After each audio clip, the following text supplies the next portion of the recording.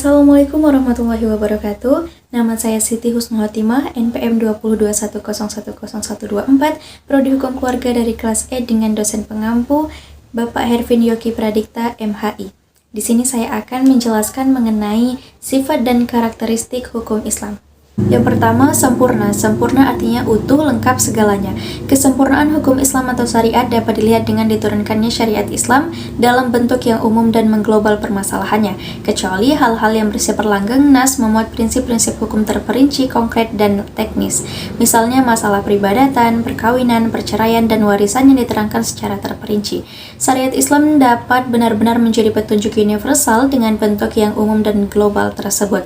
Syariat Islam juga dapat diterima di semua tempat dan di setiap saat. Juga diharapkan hukum Islam dapat berlaku sepanjang masa.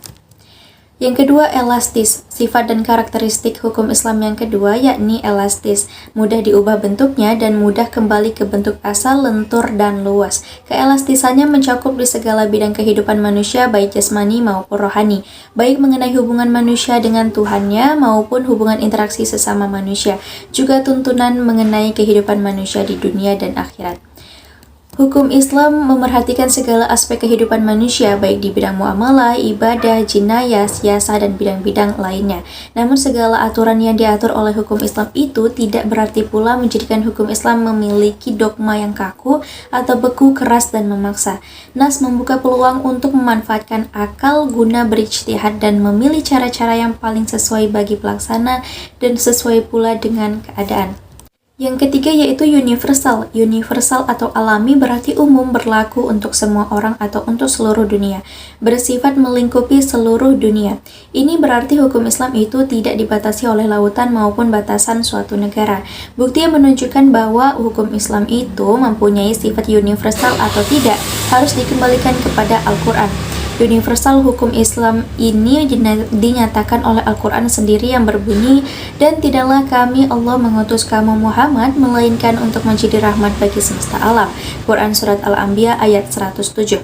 Dan kami Allah tidak mengutus kamu Muhammad melainkan kepada umat manusia di seluruhnya sebagai bentuk berita gembira dan sebagai pemberi peringatan, tetapi kebanyakan manusia tidak mengetahui. Quran Surat Al-Saba ayat 28. Kedua ayat Al-Quran di atas menyatakan bahwa syariat yang dibawa oleh Nabi Muhammad bukanlah dikhususkan untuk orang Arab saja, namun berlaku bagi seluruh manusia yang ada di seluruh dunia. Selanjutnya, dinamis. Dinamis dalam KBBI dijelaskan makna dari kata dinamis adalah penuh semangat dan tenaga, sehingga cepat bergerak dan mudah menyesuaikan diri dalam keadaan dan sebagainya. Kedinamisan hukum Islam terletak pada dasar-dasar yang menjadi dasar dan tiang pokok bagi hukum. Dasar-dasar dan pokok-pokok itulah yang menjadi sumber kekuatan, kelembahan, kemudahan, dan kesukaran dalam menetapkan hukum Islam. Sesuai dengan tabiat manusia yang tidak menyukai beban yang membatasi kemerdekaannya, sehingga manusia memerhatikan beban hukum Islam dengan sangat hati-hati. Manusia tidak akan bergerak untuk mengikuti perintah jika perintah itu tidak dapat menawan hatinya atau mempunyai daya dinamika. Syariat Islam dapat menarik manusia dengan cepat dan manusia bisa menerimanya dengan ketetapan hati. Karena Islam menghadapkan pembicaraannya kepada akal dan mendesak manusia bergerak dan berusaha serta memenuhi kehendak fitrah yang sejahtera, sebagaimana hukum Islam menuju kepada toleransi, persamaan, kemerdekaan, menyuruh berbuat makruf dan mencegah yang mungkar. Sendi-sendi dan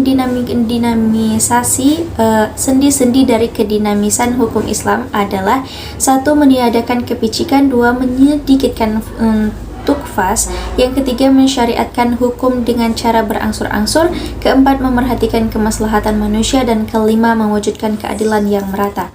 Selanjutnya, sistematis. Syariat Islam bersifat sistematis, artinya ia mencerminkan sejumlah doktrinnya, bertalian dengan berhubungan di antara satu dengan yang lain secara logis.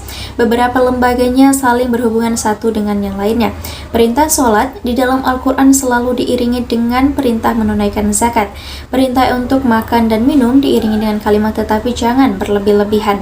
Demikian pula dengan lembaganya. Pengadilan dalam Islam tidak akan memberikan hukum potong tangan bagi pencuri bila keadaan masyarakat sedang kacau dan terjadi kelaparan. Tidak akan memberikan hukuman rajam bagi pezina dan kebiasaan berpakaian yang belum diterapkan sebagaimana yang dikehendaki oleh hukum Islam itu sendiri. Hukum Islam dengan lembaganya demikian saling berhubungan satu sama lainnya. Hukum Islam tidak akan bisa dilaksanakan apabila diterapkan sebagian dan ditinggalkan sebagian lainnya. Yang selanjutnya adalah hukum Islam bersifat ta'abudi dan ta'akuli. Al-Satibi menyatakan bahwa ta'abudi adalah sesuatu di mana tujuan hukum dan dalam melembagakan hukum untuk membebaskan mukallaf dari perintah-perintah hawa nafsunya agar dia menjadi hamba Tuhan dengan sukarela atau ikhtiaran, sebagaimana dia juga hamba Tuhan secara alamiah atau ittiroran secara terpaksa, sedangkan ta'akuli adalah sebaliknya. Yang pertama bersifat ta'abudi. Lebih jelasnya, ta'abudi adalah suatu bentuk ibadah yang tujuan utamanya untuk mendekatkan diri kepada Allah, yakni beriman kepadanya dan segala konsekuensinya berupa ibadah yang mengandung sifat ta'abudi murni. Artinya, maka ide dan konsep yang terkandung di dalamnya tidak dapat dinar atau khairu ma'akullah al-makna atau suprarasional. Manusia harus menerima apa saja yang telah ditetapkan oleh syariat. Contohnya, sewaktu Umar melaksanakan haji bersama Rasulullah mencium batu Hajar Aswad. Melihat hal itu berucaplah Umar radhiyallahu anhu, "Kamu hanyalah sebuah batu. Jika aku tidak melihat Rasul menciummu, niscaya tidak akan aku lakukan hal ini." Selanjutnya bersifat ta'akuli. Kedua, yakni ta'akuli berbentuk dalam bidang muamalah. Ta'akuli ini bersifat duniawi yang maknanya dapat dipahami oleh nalar ma'akullah al-makna atau rasional, maka manusia dapat melakukannya dengan bantuan nalar dan pemikiran manusia. Ilat dari muamalah yang bersifat ta'akuli dapat dirasionalkan dengan melihat ada maslahat atau mudarat terkandung di dalamnya. Sesuatu dilarang karena ada kemudaratan di dalamnya dan diperintahkan karena ada maslahat di dalamnya. Sekian yang dapat saya sampaikan, kurang dan lebihnya saya mohon maaf. Wabillahi taufiq wal hidayah. Wassalamualaikum warahmatullahi wabarakatuh.